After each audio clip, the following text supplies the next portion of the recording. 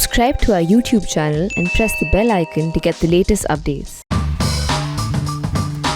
In our lives as commentators, sometimes we get something right, sometimes we are wrong. Now, whether we are wrong more of the times or right more of the times, that's for you, viewers, readers, listeners to tell you. It's not a judgment for us to make or for me to make in my case. But what I can tell you is that when you are absolutely sure that you're going to be right, and in an unfortunate context in particular, then it's a rare occasion. But whenever a state, a politician says, I'm going to introduce total prohibition, right? Fantastic idea, everybody says. You can be sure that it's going to fail. So 2016, 5 years back, Nitish Kumar came with this idea of total prohibition in Bihar, right? And we had said then that this is a stupid idea, it's going to fail, it's maximum populism, it will yield nothing. And I had also written a national interest at that point 5 years back on August 6, 2016, headline Maximum Populism, and also saying that this consensus is paving the road to disaster. This consensus on maximum populism is paving the road to disaster. 5 years later, Bihar finds itself on that long distance ahead on the road to that disaster. A disaster is staring Nitish Kumar in the face. Now, what's happened there is that Bihar has had many hooch issues over the past few years due to the ban, and we know that these bans never work. If anything, these bans create an underground mafia, they create a bootlegging industry. More dangerously, they create a hooch industry, because once you are doing something illegally, then you are not following any regulation, any law, nothing. And that's when deaths take place, a lot of livers get destroyed, even if when people don't die, and a lot of other damage takes place. But more than anything else, this finances an underground mafia. This has happened in every state in India which has introduced prohibition in the past. It's a straight line. Everybody has had the same experience. Yet Nitish Kumar went ahead and did this. It got him some votes to begin with, particularly from women. But what's happening now? At this point, he's consulting his ministers and reviewing the whole prohibition plan. Now, unlikely that he will withdraw it because it's got too much prestige and too much knock, as they say, riding on it. So he may not withdraw it, but he may relax it here and there, and then it may go in that direction. Because what's happening in the state is that a lot of liquor is coming in from adjoining states. That is from Jharkhand, from Uttar Pradesh, right? Madhya Pradesh. Those states have no problem with liquor. So a lot of liquor is smuggled. What happens in the process is liquor that is smuggled into your state, besides corrupting your police and your officials and others, because everybody has to be paid a hafta, if not more frequently than a hafta, it's also that the liquor that is bought or sold, the revenue for that, which is the main source of earning for state governments, is now being exported to other states. So liquor is being drunk by people of your state. There is a lot of intermediaries who are making a lot of corrupt money, proceeds of crime, whereas the revenue on that liquor is going to the adjoining state. So that is what's been happening. But more than that, now hooch tragedies have started in a big way.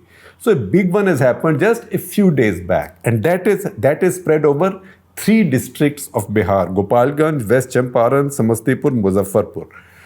Looks like at least 36 people died. Many more fell sick. And you see, when you fall sick with hooch, awful things can happen. A lot of people lose eyesight. I don't even want to talk about those things. It's not like having a stomach upset and then you drink some ORS, some sugar salt mix, and you come out all right. No. A hooch tragedy, bad liquor can cause serious, long-term, permanent damage to human body. So 36 have died. These include, in fact, a BSF sub-inspector and also an army jawan who were home on leave. So these are people who have access to low-tax liquor also, but now because it's Bihar, they can't have any liquor. So all they have access to is illegal liquor. Now, 36 have died, and as we speak today, another incident has been reported. Looks like at least two more have died in Muzaffarpur. So this hooch tragedy has now worried Nitish enough to review this policy. Of course, my wish would be that he reverses it and he says, okay, I take it on the chin, I made a mistake, mea culpa, I'm done with it, and I'm putting these restrictions or these taxes or these whatever or these disciplines or these restraints, but this is not working. But unlikely that he will do that because, as I said, he's got too much prestige riding on it.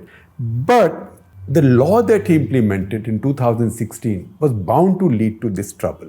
Now, I wrote about it then, and I was told by some people, particularly people close to Nitish, that I am exaggerating, that I am over-reading the law. But look at the law. I will just read out the law that he implemented. This was tougher than any prohibition law I have seen anywhere, except maybe in an Islamic state. I think even in an Islamic state, which is Taliban's Afghanistan in Kabul, even at the risk of their lives, losing their lives, people still drink liquor. If you want liquor, you can still find liquor, because once you ban liquor, people will find a way of getting it, because the stronger your ban, the most draconian your ban, the more profitable the black market and the more profitable mafia activity it becomes. So look at his law.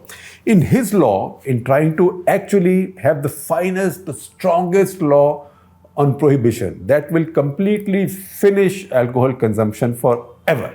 His law said, number one, that if one person was found hiding liquor at home in a family, the entire family will be liable to punishment. So if your teenage child is tippling a little bit on the side and some neighbor reports on your teenage child and cops come in, then all the rest of you, mummy, papa, bhai, ban, grandfather, grandmother, everybody can be locked up in jail. It was that kind of draconian power. But this is not enough. Second, if the police or government authorities raided your home and found sugar or jaggery, gur or chini, either of them, and grapes, right? Now, you can find them in my home often. This is the grape season, right? So you can find grapes. I love grapes. We love grapes. So we buy grapes and there is sugar always in the house. So if you found sugar and grapes in a house, obviously now you would say it has to be large quantities and whatever. But sugar and grapes in a house, then police will make a presumption that you were trying to make moonshine. That is illegal liquor. So I had then said that maybe what will it be called? It will be called Munger moonshine or something like that, right? Then number three, if a tenant drinks, right? If a landlord reports that a tenant drinks, landlord can actually go to the police and say my tenant drinks. And that is enough to get the guy into trouble. So what happens? Landlord can tell the tenant, better double the rent. The tenant says, no, uncle, I am not doing any such thing. ठीक है. So the landlord puts an empty bottle of Old Monk in the tenant's terrace and calls the police, right? So landlord can report on the tenant. Next, collector was given the power in Bihar to impose collective fines. That is something the British used to do in the 19th century. That is, if they find that a village is causing them so much trouble, not listening, not following orders, they would impose a collective fine on the village. In this case, if a collector found that a village has too many tipplers or people don't listen, they keep doing daru, then the collector has the power to impose a collective fine. Now, I'd like to see how many collective fines can you impose in the state of Bihar on a village, and with people not protesting, but that is the kind of power that was given to collectors. Next, in the state of Bihar, you can get away with murder, mafia activity, you can kidnap people for ransom, right? You can do anything. And then count on judicial delays, right? Even if judiciary locks you up, from the jail also you can keep running your mafia activity, as we've seen happen in Bihar. All that's no problem at all.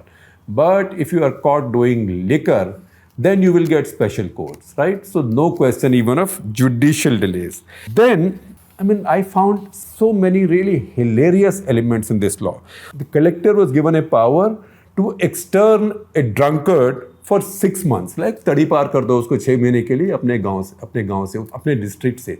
Now the question was, if you already have the power to lock the person up in jail, why do you extern the person, right? Or you can choose. This one I will send Tadipar, this one I'll lock up in jail because I like this one's face, I don't like this one's face. So you had the power to extern people from your district. But if you extern them from your district, where do you extend them? To the adjoining district? Why should the collector of the adjoining district want a drunkard in their district? In the adjoining state, that means all the beras of Bihar, all the drunkards of Bihar will be sent to Jharkhand, Uttar Pradesh, Delhi, Mumbai, Madhya Pradesh, etc., etc. So this is like अपने शराबी मुझे दे दे Thakur. Apologies, Gabbar Singh, I'm stealing your line from Sholay, right? This is nonsensical, but this is the kind of powers that were put into this law. Then, while all this law was being implemented, toddy was going to be freely available. You could drink toddy because in Bihar you can't stop toddy. You stop toddy, there'll be riots. You can drink toddy, but you have to be 100 to 200 meters away from the bazaar of the village. Now, if you can drink toddy, you can drink anything because you are getting high. Who's going to give you a blood test and say, आपने तो नहीं, आपने तो old monk P है और आपने officer's choice P है और आपने तो कुछ और पिया है, right? So that left enough of a loophole open, and that's how this hooch industry flourished in Bihar. Now, every other state which has tried it. Today in India, the only other major state which has had prohibition for a long time now is Gujarat. But that has spawned mafias there. We know that mafias work, and in Gujarat, almost in any part of Gujarat, if you really want to get drunk, you can get drunk. In fact, you can even stand in a queue, get a permit saying that you are an alcoholic, and then go to a liquor shop and buy something. We've actually done it once in Rajkot, of all places, many years ago, just to prove to ourselves that this can be done. But that is legitimate and legal. But besides that, almost anybody of any consequence serves you liquor freely at their homes, as they do in Pakistan, for example. So hiding something, banning something has no impact on consumption. It has impact on market forces. You distort the market, so what is priced at 1 rupee becomes 5 rupees worth. That 4 rupees is not just the profit of the dealer. In that, the police is paid, the excise authorities are paid, the government officials are paid, and the local dada or gunda is also paid. So a whole parallel industry comes in, and that's happened in Gujarat as well. In Haryana, Bansi Lal had tried this, and we had all said that this will fail spectacularly. And this was a state which had always been more liberal with liquor. Not just that, it was a state which took the lead in setting up state-owned liquor factories. In fact, Bansi Lal, he set up this big beer franchise in Haryana, and that beer brand that they produced in Haryana was called Rosy Pelican.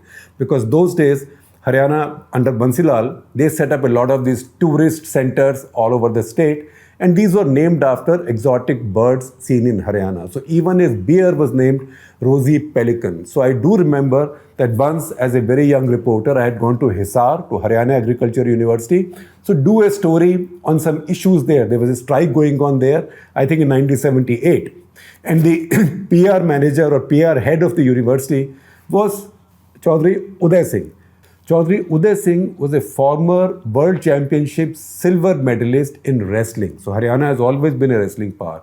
And after he retired, he was made PRO at this university. So the Vice Chancellor obviously told Uday Singh ji कि देखो ये आया है reporter कोई हमारे खिलाफ ज़्यादा ना लिखे, आप ज़रा इसकी सेवा करके आओ.